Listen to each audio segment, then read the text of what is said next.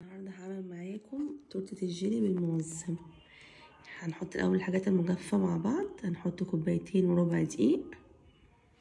طعمها جميله جدا صيف وشتاء، وبما ان احنا بنتسحر دلوقتي وما بنقدروش ان احنا نقوم بالليل ناكل جبنات بقى وفول وفلافل، الحاجات دي صعبه شويه علينا احنا، فنعمل حاجات كده خفيفه، تورتات كده بالعصير باللبن.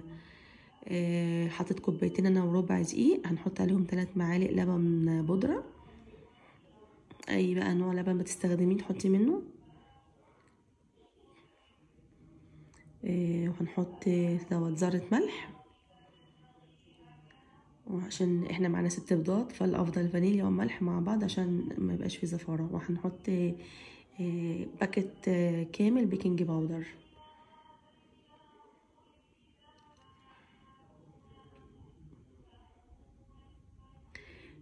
بس دي الحاجات اللي هي المجففة نحطهم مع بعضهم الاول.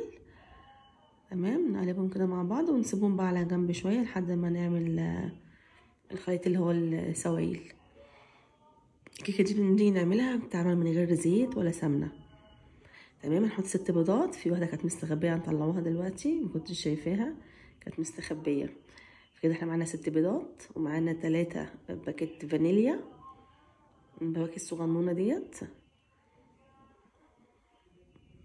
هنحط كمان كوباية سكر الأول، يبقى 6 بيضات وكوباية سكر. وهنحط 3 زرافة فانيليا، احنا بنقول عليه ظرف فانيليا او باكيت فانيليا، يعني الاتنين زي بعض. بس فهنحط 3 عشان احنا معانا 6 بيضات، فحطينا طبعا على الدقيق ملح، وعلى او على البيض 3 بواكي.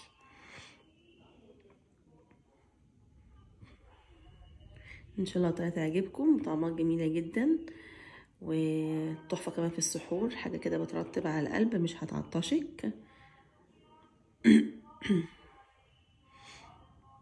طبعا احنا بناكلوها مع شويه عصير، وكل واحد ياخد حته بيتسحر كده تمام يعني. بس هنضربهم كويس مع بعض لحد لما يعمل فوم كده، لحد لما البيض يدي لون ابيض.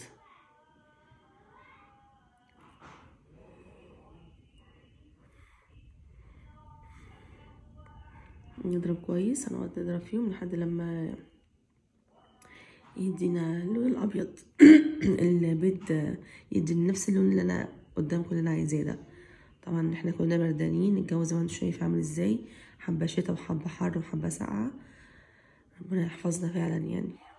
هننزل بكوبايه لبن، بس بكده 6 بيضات وكوبايه سكر 3 باكيتات فانيليا وكوبايه لبن.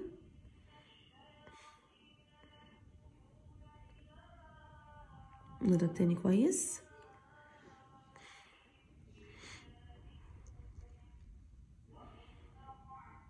بس كده هننزل بقى بالخليط دوت على الدقيق.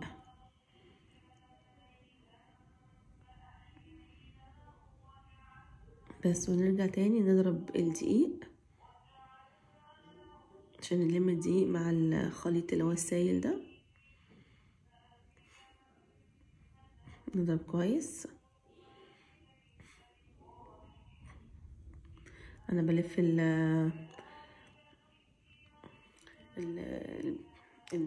مش عارفه اسمها ايه، اسمها والله، اللي انا حاطه فيها الدقيق والخليط بتاع الكيك، بلفها علشان المفروض انا اضرب اتجاه واحد، ما نغيرش اتجاه الضرب. عن طريق اليمين يبقى كله على اليمين، عن طريق الشمال يبقى كله على الشمال، المفروض ان احنا ما نغيروش اتجاه الضرب. بس كده ضربتها خلاص. انا حطينا في صينيه الومنيوم دي، انا اول مره استخدمها، كنت جايباها من عند نور الحياه.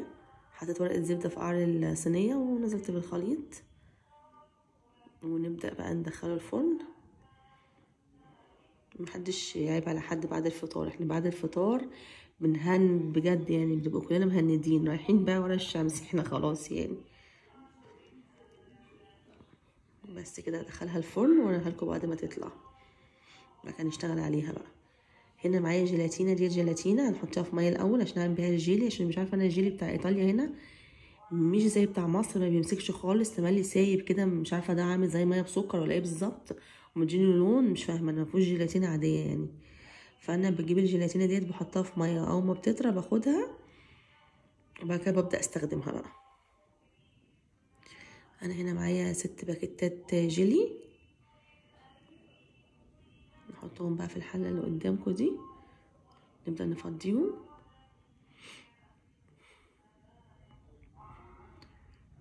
ان هي طبعا كيكه الجيلي بالموز.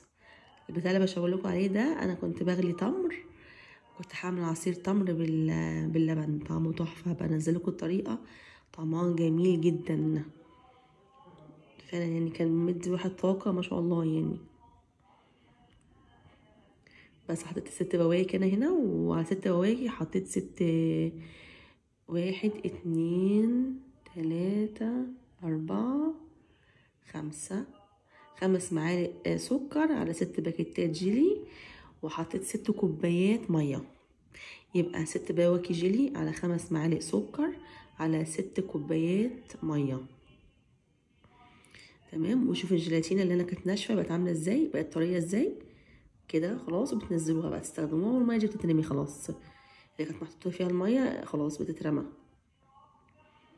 ونقعد بقى نقلب على الجيلي لحد لما يبدأ يسخن او يغلي يعني، وبعدين نبدأ بقى نشتغل بيه. خلاص هو كده اشتغلنا بيه خلص. هنا بقطع الكيكه اللي انا طلعتها، سبتها تبرد، والحله هي قدام منكم، الصينيه قصدي انا اسفه، اللي قدام منكم حطيت فيها موز ماشي، بطن الموز من تحت وظهره فوق، وبقطع الكيكه نصين، بفتحها من بطنها.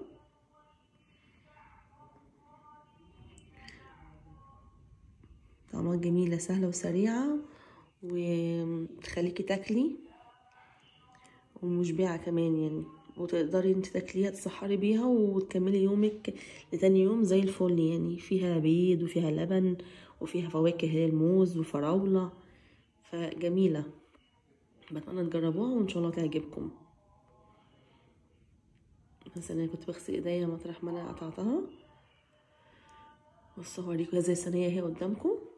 خلاص هنزل بشوية جيلي الاول في الصينية،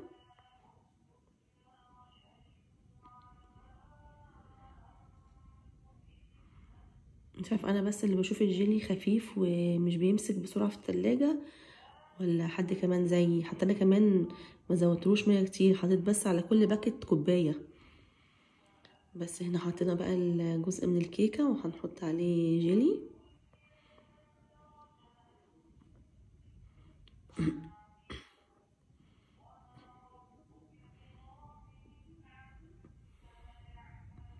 بس نرشها كلها، نغطيها كلها بالجيلي.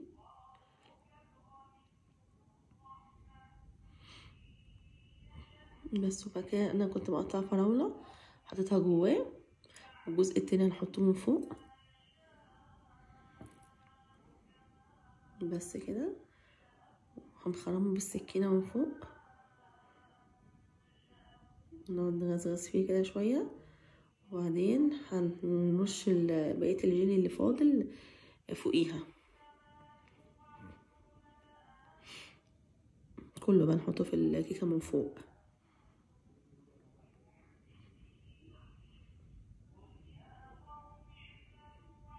بس كلها نكب بقى عليها من فوق. لايك وشير للفيديو عشان يوصلكم كل جديد، وبتمنى فيديوهاتي تعجبكم وتجربوها ان شاء الله وتعجبكم.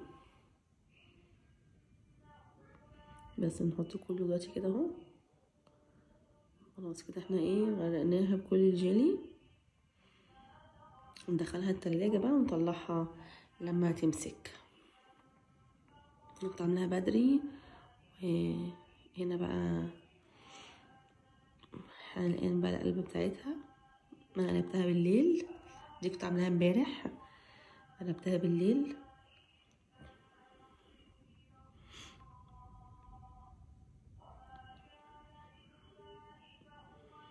دلوقتي نشوفها، نفتحها مع بعض بالراحة.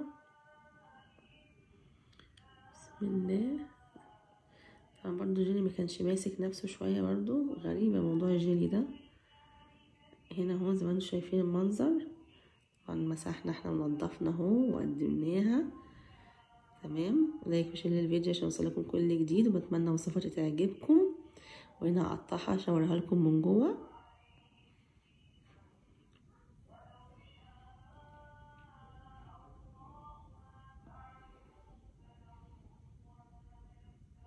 اوريكم دلوقتي الخلطه اللي انا هطلعها.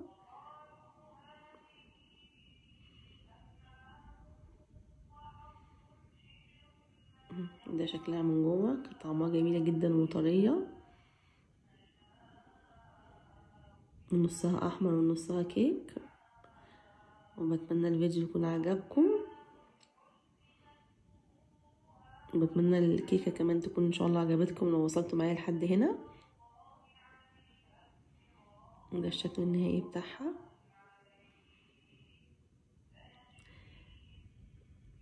لايك وشير، وكنتم مع هاجر علي، والسلام عليكم ورحمه الله.